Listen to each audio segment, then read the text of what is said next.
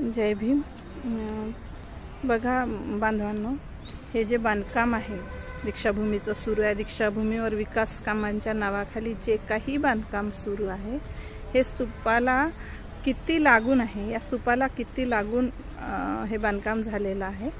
आणि इथे 3 मजले आतमध्ये 50-60 फूट खोल खड्डा केलेला आहे, ज्यात स्तूपाला भयंकर डॅमेज झालेलं असू शकते, कारण हे कन्स्ट्रक्शन जुनं आहे आणि त्यावेळेस सिव्हिल इंजिनिअरिंग एवढं प्रगत नव्हतं।